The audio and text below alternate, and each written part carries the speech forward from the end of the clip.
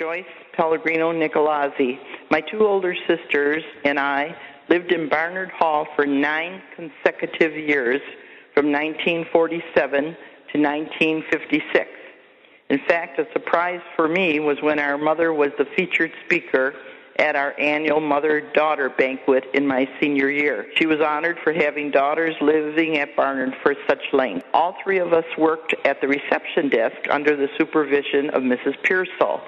We would phone a resident to tell the resident she had a guest. Since Barnard was an all-girls dorm, men visitors would have to be announced. So when Dad would visit, we would yell out, "Man on second," and so forth. Our head resident was Miss Jessie Allen, and she was assisted by 2 house fellows. The head dietitian was Geneva Schoenfeld. Breakfast and lunch were served cafeteria style, but dinner was always a sit-down affair with an appointed hostess. Etiquette was emphasized. After every home football game, there was a social in the lounge. Once a year, there was a Barnard Hall formal, and Christmas decorations were very, very elaborate. Several times a year, there would be a lovely faculty dinner when a resident could invite a professor as a guest. I have so many wonderful memories of Barnard. Our 2 daughters also lived at Barnard during the 80s. This is the Barnard story of Gloria J. Wadey, class of 1955. I came to Barnard Hall from Merrill, Wisconsin as a freshman in fall of 1951. In the first few days there, I met Jean Crush from Oshkosh, Wisconsin, as our rooms were adjacent on the second floor. These were single rooms, but there was an adjoining door between them. In a few more days, we decided to room together by making one room the bedroom and the other the social study room. Thus, we dragged beds, desks, and chairs from room to room, only to have to reverse the process at the end of the school year. We did this for 2 wonderful years until Jean married and moved off campus. Outside the window of one of our rooms, 204, was the lighted W. It was our responsibility to see that it was turned on each night. I do not remember that we had to turn it off at 10:30, the hour at which women had to be in on weeknights, or 12:30 on weekends. Unfortunately, I cannot verify this with Jean, for she died this summer just days before her 80th birthday. We always telephoned on birthdays and kept our friendship all of these years in spite of living in different communities. Sally Schleiss, class of 1971. I am one of 5 Barnard Hall residents from the late 60s who have remained best friends. We are celebrating our 45th year together this homecoming. I lived all 4 of my undergrad years in room 413, beginning in the fall of 1967. I became close friends with my neighbors in 414 and 412. Then, in the fall of 1968, I was assigned a little sister. She became close friends along with our friend in the room next to her. Because we all meshed as best friends in 1968, we've used that year as our anniversary year. We haven't missed getting together for homecoming ever since, and this year marks our 45th anniversary. I went on to graduate from the University of Wisconsin Medical School and did my residency in radiation oncology at UW hospitals and clinics. Barnard Hall is a very special place for me, my friends, and my family, and I have so many wonderful memories that were made there. Darlene Worm. I lived on the 4th floor of Barnard from 1974 to 1976. After my first year, I was lucky enough to move into one of the corner rooms, the 2-room suites. My roommate and I used one room for sleeping and TV watching and studied in the other. So many wonderful memories.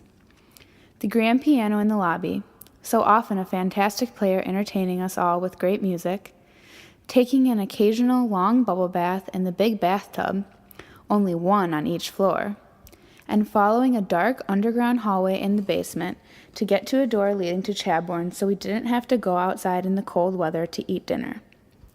By 1976, they locked that secret door.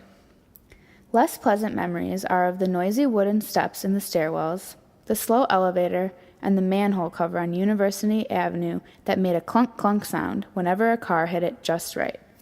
I was recently walking on University Avenue, and it still makes the same noise. As I look back, one of the things we did often was to go swimming at Lathrop Hall. It seemed there was open swim almost every night in this smaller pool, located in Lathrop's basement. The pool area was somewhat dark and creepy, and very few people took advantage of this free swim. Usually, our little Barnard group of friends were the only ones there, so it was like our own private party.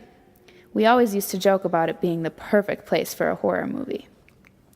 Lathrop's side door was only about 15 feet or so from the back door of Barnard, so we always wore our swimming suits, in all weather. It was just easier. Well, we thought it was easier anyway. We could just run back to Barnard and shower after our exercise. At least in the winter we wore our bathrobes over the suits and slippers on our feet. It felt cold enough running to Lathrop in the bad weather, but it really felt cold after the swim as we ran back through the snow, with wet hair and suits, to return to Barnard. There was always a lot of pushing and jostling to see who we could get to slip on the ice or fall down in that snow. More than once I can recall a very cold wet bottom. Fun times. My name is Christella Cervera. I lived in Barnard back in 1995 to 1996. My favorite part of Barnard was the little nook just big enough in my room for my mattress, sleeping in what almost seemed like a coffin-sized room. But I loved it. It was nice and cozy, like waking up there every day. This is Melissa Storm Gerzewski's class of 1999 Barnard story. It began in the fall of 1996 and ended in the spring of 1999. For all of the 3 years that I attended UW-Madison, I called the residence hall of Barnard home. At the time, Barnard was an upper-class, all-women dorm, which helped ease many of my anxieties. My first year living at Barnard, I had the wonderful opportunity of meeting many other women who were also majoring in pharmacy as myself. Like me, they had either transferred in and were in my same class, or some were in the class above me. We really enjoyed the convenience of the short walk to and from Renabaum Hall, which was the old pharmacy school at the time. I remember my pharmacy friends and I watching our favorite TV shows together in Barnard's lounge, studying for exams, oftentimes in Barnard's very quiet basement, and running down below to University Avenue on Saturday afternoons to watch and listen to the UW Badger Band march by after each and every football game. These make up just a few of my fondest Barnard memories. Happy 100 years, Barnard Hall. Go Badgers. Ashley Hines' story is, prior to moving into Barnard, I honestly never knew it existed. I moved into Barnard the second semester of my sophomore year when I became a house fellow. Barnard to me was a tucked-away campus gem. Barnard was presented a perfect environment to be a house fellow. My fondest memories are my lengthy, in-depth, and thought-provoking discussions with residents. For some reason, Barnard attracted very mature residents. I will always remember the feeling of Barnard, cozy and homelike. It honestly never felt like a dorm for me. It was just way too comfortable. I love that Barnard was so small. I felt like I knew everyone and always received so many greetings coming in and out. I also love Barnard's history. The building has so much character. Barnard to me is a beautiful campus artifact. I'm honored to have lived there. However short the time period was, it certainly left a lasting impact. My name is Sarah Jane Ripp. My Barnard story began in the fall of 2006 when I moved 5 miles from my childhood home to make a new home in Barnard Hall. I still remember my first night when our house fellows brought over a big screen TV from Chadbourne for a movie night outside under the stars and on the front steps of Barnard. The charm and character of Barnard quickly made it feel just like home right from that very first night. My Barnard story is filled with long nights of drawing and working on projects with friends from my art department cohort downstairs in the buffet room, editing and writing articles for the Badger yearbook in the parlor, making art for the 5th floor gallery, laying photography projects all over the hallway outside my door for input from my neighbors, long movie nights in friends' rooms, enjoying conversations with neighbors while sitting outside our doors in the hallways, floor trips to East Campus Mall for bubble tea, teaching a friend how to dye Easter eggs in the first floor kitchen, and listening to friends play the piano in the parlor when returning home between classes. I lived in Barnard for my first 3 years on campus, from the fall of 2006 to spring of 2009, and the friendships that I made during my time in Barnard have lasted to this day. Some of my best friends are people that I met in Barnard. I met one of them at the School of Education social. We then went on to attend convocation together, and as we were walking home, we realized that we both lived in Barnard. My best friend and I first bonded at Barnard Hall during our late nights of studying and working on projects. These late nights often led to us meeting up in the third-floor bathroom at 2 a.m. while washing our faces to get ready for bed. After countless nights of running into each other and having these meetings, we decided that we were meant to be great friends. To this day, we text nearly every day and Skype at least once a week. I'd be lost without her, and we never would have known each other if it weren't for Barnard Hall and those late nights in the third-floor bathroom. While my home in Barnard was important to me during my first 3 years at the UW, the experiences that I had there remain very important to me today and always. Meredith Penthorne's Barnard story. I've always felt extremely fortunate to have occupied a room at Barnard from my first days as a freshman in 2007 to my final semester, fall of 2010. My mother lived in Barnard during her time at UW and praised its central location on campus and its safe and studious atmosphere. I wholeheartedly agree with her sentiments. Life in Barnard was a unique experience. Not only did my fifth-floor room have a massive closet, its position in the building provided fantastic views of the surrounding skyline.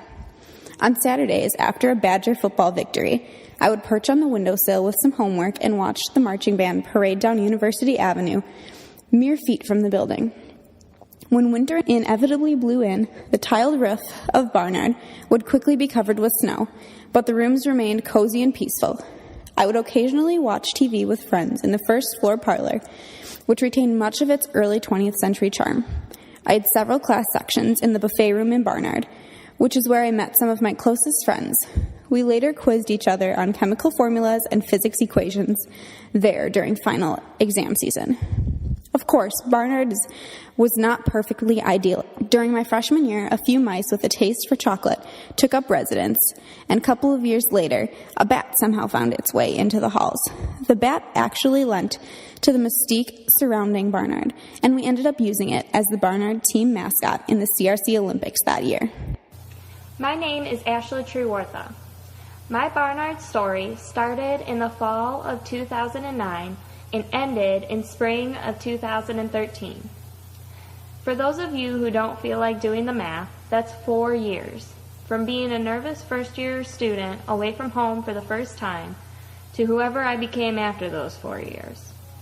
A single snapshot of a memory can't represent my time as a resident. Rather, it's a sum of multiple moments.